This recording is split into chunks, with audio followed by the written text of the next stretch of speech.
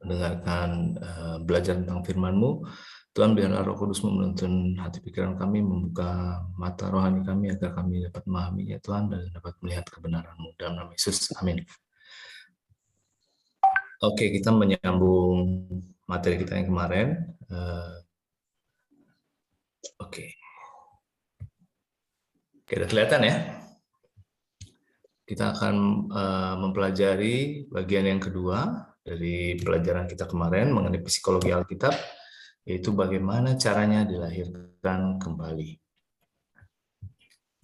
Dalam hidup ini tidak ada rasanya manusia yang bebas dari masalah ya. Semua manusia di bumi ini pasti mengalami masalah ya. Mulai dari proses kelahiran ya, itu pun sudah mengalami masalah ya, begitu susahnya untuk hadir di dunia ini.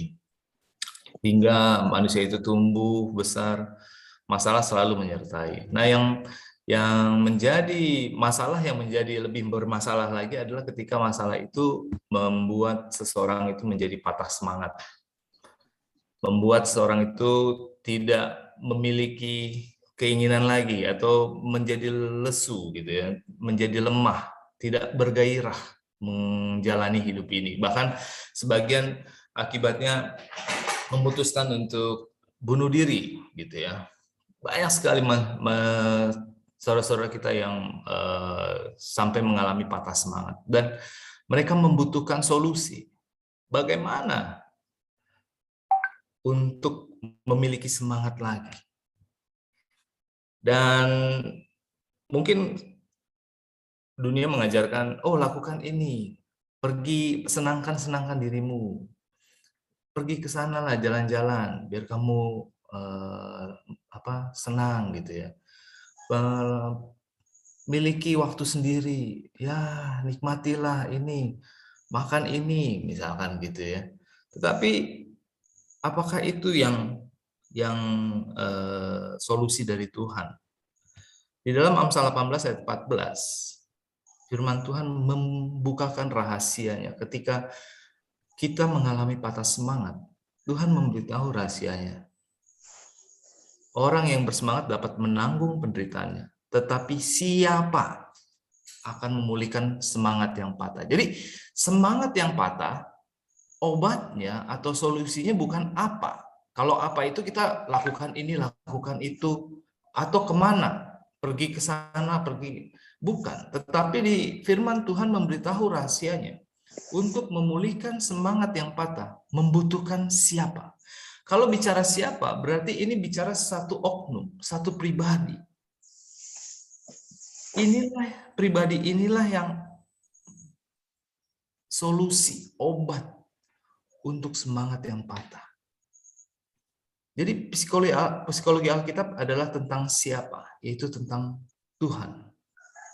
Hanya Tuhanlah solusi untuk manusia-manusia yang mengalami semangat yang patah. Jadi inilah tugas kita sebagai umat-umat Tuhan, untuk membawa teman-teman kita yang mengalami patah semangat untuk melihat kepada Tuhan, untuk mengenal obat agar memberikan semangat kembali kepada mereka. Masalahnya adalah kenapa kita tidak membawa teman-teman kita yang bermasalah datang kepada obatnya? Mungkin ya, mungkin karena kita sendiri tidak mengalaminya, sehingga kita juga nggak mungkin. Jadi gini, kalau kita pernah sembuh dari satu penyakit dan kita tahu obatnya, kita akan bersemangat bercerita kepada orang lain. Wah, pakai ini aja gitu ya. Contohnya teman saya kemarin sakit COVID, dia bilang, wah saya minum yang itu tuh, ada obat kata dia gitu ya. Dia semangat menceritakannya karena dia tahu ini sangat dibutuhkan oleh orang lain. Makanya dia bercerita. Kenapa kita tidak bersemangat menceritakan obat untuk patah semangat, yaitu Tuhan? Karena kita sendiri mungkin tidak mengalaminya, tidak merasakan efektivitas dari obat itu, sehingga kita tidak menceritakannya ke orang lain. Jadi mari kita memiliki pengalaman sendiri. Benarkah yang dikatakan dalam Amsal 18 ayat 14 ini? Ketika kita merasakan patah, semangat yang patah, benarkah bahwa obatnya adalah Tuhan? Ketika kita sudah merasakannya, maka kita tidak bisa menutup semangat kita untuk menceritakannya kepada orang lain. Dalam Yesaya 40 ayat 29 dipertegas lagi. Dia atau Tuhan ya memberi kekuatan kepada yang lelah dan menambah semangat kepada yang tiada berdaya. Jadi solusinya ketika kita menghadapi hidup ini dan merasakan semangat yang patah, merasakan betapa tertekannya jiwa kita, obatnya adalah Tuhan. Demikian juga dengan perubahan perilaku, perubahan sifat. Ini tentang dilakukan oleh siapa? Bukan dengan usaha kita, tapi oleh Roh Kudus. Itulah yang dialami oleh Nikodemus. Ketika belum dilahirkan kembali, dia berperang dengan pikirannya. Sehingga dia datang malam-malam kepada Yesus. Tapi setelah Yesus disalibkan, dia mengingat pelajaran itu malam hari itu. Dan dengan terang-terangan sekarang, dia menyatakan dirinya untuk melayani Yesus. Bahkan seluruh hartanya dia korbankan. Inilah yang dimaksud oleh firman Tuhan dalam Zakaria 4 ayat 6b. Bukan dengan keperkasaan dan bukan dengan kekuatan, melainkan dengan Rohku, firman Tuhan semesta alam. Jadi kalau kita ingin merubah perilaku kita, kita membutuhkan Roh Tuhan. Tapi mungkin sebagian kita masih terlalu abstrak. Kenapa saya tidak mengalaminya? Nah, ini mau kita pelajari. Bagaimana cara kita mengalaminya? Yesus mengajarkan kepada Nikodemus bahwa prosesnya digambarkan seperti angin. Dikatakan, meskipun angin itu sendiri tidak kelihatan, ditimbulkannya akibat-akibat yang tampak dan terasa. Demikianlah pekerjaan roh itu di dalam jiwa. Akan menyatakan dirinya sendiri dalam setiap laku orang yang telah merasakan kuasanya yang menyelamatkan itu. Jadi pekerjaan Roh Kudus itu akan dirasakan kuasanya oleh orang yang mengalaminya seperti Nikodemus. Apabila Roh Allah sudah memiliki hati, hati itu pikiran ya. Apabila Roh Allah sudah memiliki pikiran, maka kehidupan pun diubahkannya. Jadi yang mengubah sifat kita, yang mengubah perilaku kita, haruslah Roh Allah. Segala pikiran yang penuh dosa dibuang jauh, segala perbuatan jahat ditinggalkan, kasih, kerendahan hati, dan damai menggantikan amarah, iri hati, dan perselisihan. Sukacita menggantikan duka cita, dan wajah memantulkan cahaya surga. Nah, pertanyaannya, bagaimana cara mengalaminya? Yes, tahu Tuhan gitu. Tapi bagaimana cara mengalaminya? Sama seperti Nikodemus. Nikodemus pada saat Yesus menceritakan itu, Nikodemus itu bingung. Gimana? Makanya dia kata, bagaimana hal itu terjadi? Bagaimana cara mengalaminya? Apa yang harus kita lakukan untuk mengalaminya? Apakah pergi beribadah? Membaca Alkitab? Berdoa? Tetapi kok saya belum merasakannya Tuhan. Saya sudah lakukan pergi beribadah, saya sudah membaca Alkitab, saya sudah berdoa. Tapi kok saya belum merasakannya perubahan itu.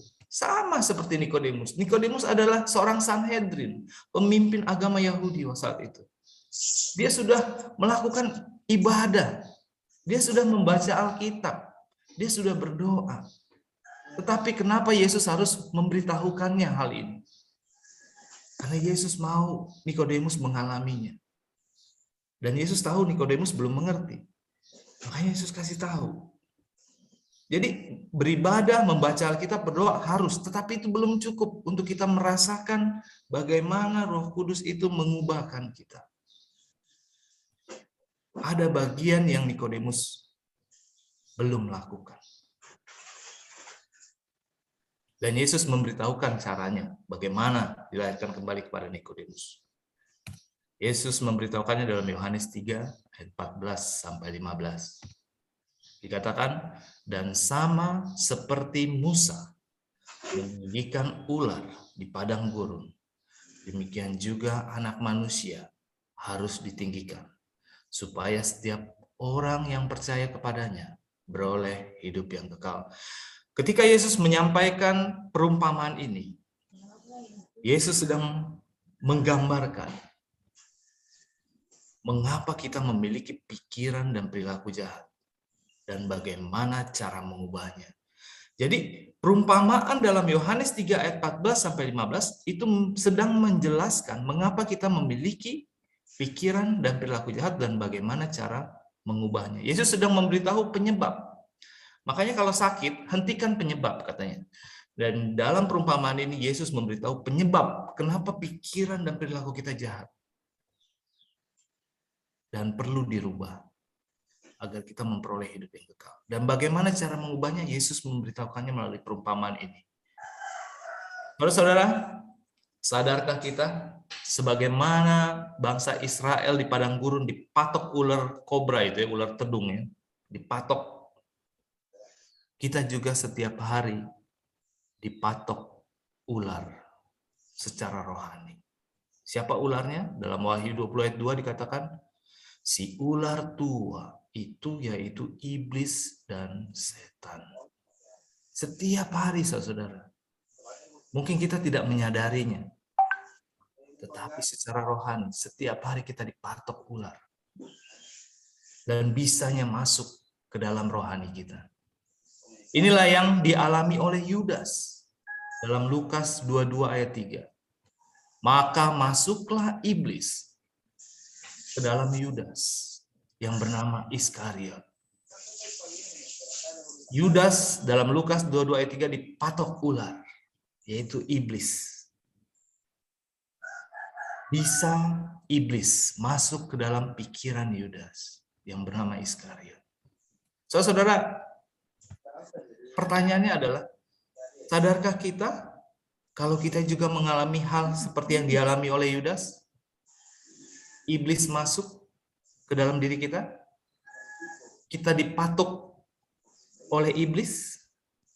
Bisa iblis masuk ke dalam pikiran kita? Sadarkah kita? Atau cuma itu hanya terjadi pada Yudas, itu tidak terjadi pada saya atau terjadi pada orang. Cuma Yudas yang mengalami itu. Bukan. Melalui perumpamaan ini, Yesus menjelaskan bahwa kita semua dipatok. Setiap hari dipatok ular. Bisa dari iblis itu masuk. Nah, mungkin kita bertanya, dalam bentuk apa ya bisa rohani itu? Bisa rohani itu adalah pikiran dan perasaan si jahat. Setiap hari, pikiran dan perasaan si jahat masuk ke dalam pikiran kita. Inilah yang dimaksud dalam Galatia 5 ayat 19-21 dan juga banyak ayat lainnya. Perbuatan daging telah nyata yaitu percabulan. Ketika muncul dalam pikiran kita percabulan, kecemaran, hawa nafsu, penyembahan berhala, sihir, perseteruan, perselisihan. Ketika kita muncul dalam pikiran kita untuk berselisih dengan saudara kita, ini adalah bisa ular yang sudah masuk. Sama seperti Yudas tadi dikatakan, maka masuklah iblis. Ketika kita merasakan rasa untuk berselisih dengan orang lain, ingatlah bahwa setan sudah masuk ke dalam pikiran kita. Iri hati, ketika kita mengingini harta saudara kita, ketika kita tidak senang dengan kemajuan orang lain, senang melihat orang susah melihat orang senang, ingatlah bahwa itu adalah bisa iblis yang sudah masuk dalam pikiran kita. Amarah, ketika kita tidak bisa mengendalikan emosi kita, ketika kita mengeluarkannya dengan marah-marah, ingatlah bisa iblis sedang bekerja di dalam pikiran kita. Kepentingan diri sendiri, ketika kita hanya memikirkan diri kita, kita nggak peduli dengan orang lain, itu juga adalah bisa iblis yang sudah masuk ke dalam pikiran kita. Percideraan, roh pemecah, kedengkian, kemabukan, pesta pora, dan sebagainya. Terhadap semuanya itu kuperingatkan kamu, seperti yang telah kubuat dahulu, bahwa barang siapa melakukan hal-hal demikian, ia tidak akan mendapat bagian dalam kerajaan Allah. Jadi yang membuat perilaku kita itu buruk, yang membuat kenapa sifat saya ini jelek, kenapa saya melakukan ini dan itu adalah bisa ular yang ada di pikiran kita. Inilah yang membuat semangat kita patah. Kenapa kita rasanya nggak sanggup lagi menghadapi hidup ini? Karena bisa ular ini. Bisa ular inilah yang sedang bekerja sehingga membuat semangat kita patah. Inilah yang Yesus maksud dalam Yohanes 3:6. Apa yang dilahirkan dari daging adalah daging. Dan apa yang dilahirkan dari roh adalah roh. Jadi untuk mematahkan, untuk mengalahkan bisa ular ini, Yesus memberitahu kita harus dilahirkan dari roh. Sehingga yang dilahirkan dari daging itu tidak berkuasa lagi. Nah pertanyaannya, apa obatnya? Kalau kita menyadari, oh ada bisa ular di kepala saya. Ada bisa si iblis. Apa obatnya? Mari kita juga melihat perumpamaan yang Yesus berikan. Tidak ada obat dari manusia, ya. Tidak ada usaha manusia yang mampu mengobatinya. Kita tahu waktu Israel di padang gurun itu, mereka nggak bawa serum. Kalau zaman sekarang udah ada serum ya, serum ular. Pada saat itu mereka nggak punya. Dan mereka nggak bisa lakukan apa-apa. Mau cari apa? Cari daun, nggak ada ya di padang gurun. Nggak ada obatnya. Tidak ada obatnya. Usaha manusia tidak ada yang bisa mengobatinya. Demikian juga dengan bisa ular di kepala kita. Nggak ada usaha kita, oh lakukan ini, miliki me time, atau pergi ke sana, atau dimasaj, atau apa. Itu tidak ada, nggak bisa untuk mengalahkan bisa ular di sini. Hanya Tuhan saja yang bisa mengerjakan kesembuhan. Sebagaimana kesembuhan bagi sakit fisik bisa ular untuk orang Israel waktu itu di padang gurun, hanya Tuhan yang bisa menyembuhkan. Demikian juga bisa ular di kepala kita. Hanya Tuhan saja yang bisa mengerjakan kesembuhan sakit rohani kita. Tuhan akan melakukan bagiannya, yaitu menyembuhkan bisa ular di kepala kita. Tetapi kita juga harus belajar dari perumpamaan ini, bahwa ada bagian juga yang harus kita lakukan. Kalau enggak, Tuhan nggak bisa melakukan bagiannya. Apa yang dilakukan oleh orang Israel pada saat itu? Orang Israel pada saat itu harus melakukan bagiannya, yaitu mengimani apa yang Tuhan perintahkan. Tuhan perintahkan, pandang kepada ular tembaga itu. Kalau mereka tidak percaya, nggak mungkin, saya lebih percaya sama perasaan saya. Aduh, panas sekali bisa ular ini. Masa cuma ngelihat aja sembuh? Kalau tidak percaya, mereka tidak diselamatkan. Mereka harus melakukan bagiannya lebih dahulu, yaitu menuruti apa yang Tuhan bilang untuk melihat. Kalau mereka sudah melakukan bagiannya, mengimani apa yang Tuhan perintahkan, maka Tuhan akan melakukan bagiannya, yaitu menyembuhkan. Kalau mereka tidak melakukan bagiannya, mereka tidak mengimani apa yang Tuhan perintahkan, Tuhan tidak melakukan bagiannya. Jadi tidak semua orang Israel saat itu selamat. Yang selamat hanyalah mereka yang melakukan bagiannya, yaitu mengimani apa yang Tuhan perintahkan untuk melihat. Orang Israel yang tidak melakukan bagian tidak selamat. Tuhan tidak melakukan bagiannya untuk menyembuhkan. Inilah yang disebut dengan kerjasama manusia dengan ilahi. Demikian juga untuk penyakit rohani kita. Kita harus melakukan bagian kita, yaitu memilih percaya pada apa yang Tuhan katakan. Ketika seseorang menyakiti kita, rasa disakiti itu begitu menguasai kita. Kita rasanya ingin membalas dendam. Kita rasanya ingin membenci. Ingat saudara, itu adalah bisa ular yang sedang bekerja. Tetapi firman Tuhan mengatakan, ampunilah musuhmu. Kita dihadapkan pada dua pikiran ini, saudara. Yang mana yang kita pilih? Kalau kita mau bebas dari rasa benci, kalau kita mau bebas dari rasa dendam, Tuhan akan melakukan bagiannya untuk menyembuhkan rasa itu. Tetapi kita harus terlebih dahulu melakukan bagian kita, yaitu memilih percaya apa yang Tuhan katakan. Ampunilah musuhmu. Lihatlah salib. Pandang pada Yesus. Kalau kita tidak melakukan bagian kita untuk percaya pada apa yang Tuhan katakan, Tuhan tidak melakukan bagiannya untuk menyembuhkan perasaan dan pikiran si jahat itu. Itulah sebabnya dikatakan berkat itu datang apabila oleh iman jiwa menyerahkan dirinya kepada Allah. Artinya Tuhan akan menyembuhkan pikiran-pikiran jahat kita, perasaan-perasaan jahat kita. Tuhan akan menyembuhkan, bisa ular rohani di pikiran kita. Tetapi kita harus melakukan bagian kita, yaitu mengimani, memilih pikiran Tuhan, menyerahkan kehendak kita kepada kehendak Tuhan. Lalu kuasa yang tidak dapat dilihat oleh mata manusia itu pun menciptakan suatu makhluk yang baru menurut peta Allah. Jadi perubahan karakter itu akan terjadi oleh kuasa Tuhan. Tetapi kita harus terlebih dahulu melakukan bagian kita, yaitu memilih percaya apa yang Tuhan katakan. Ketika Tuhan katakan ampuni musuhmu, berdoalah bagi orang yang menganiaya kamu. Imani itu, percaya itu, lakukan dulu bagian kita. Tuhan akan memberikan damai, sukacita di dalam pikiran kita. Kita nggak tahu prosesnya, kok bisa? Sama seperti orang Israel di padang gurun. Kok bisa ya? Tiba-tiba bisa ular itu hilang pengaruhnya. Demikian juga kita. Kok bisa ya rasa benci saya hilang? Kok bisa ya dendam saya hilang? Kok bisa ya addiction saya hilang? Kok bisa ya semangat saya kok bergairah lagi ya? Saya tidak lesu lagi ya? Itu adalah bagiannya Tuhan. Gak perlu kita pusing-pusing kok bagaimana prosesnya. Itu adalah kuasa Tuhan. Fokus kita adalah pilih pikiran setan atau pikiran Tuhan. Pilih pikiran Tuhan. Lakukan bagian kita terlebih dahulu. Memilih apa yang Tuhan katakan.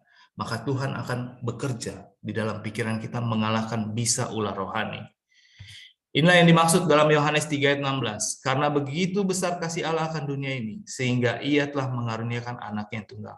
Tuhan sudah melakukan bagiannya untuk dunia ini, yaitu menyerahkan Yesus. Tetapi itu tidak akan ada artinya kalau kita tidak memilih percaya. Yesus sudah mati untuk seluruh dunia, tetapi belum untuk pribadi kita. Kalau kita memilih tidak percaya, maka kematian Yesus itu percuma bagi kita pribadi.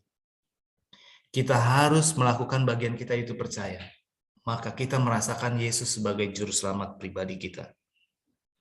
Yesus akan mengubah karakter kita.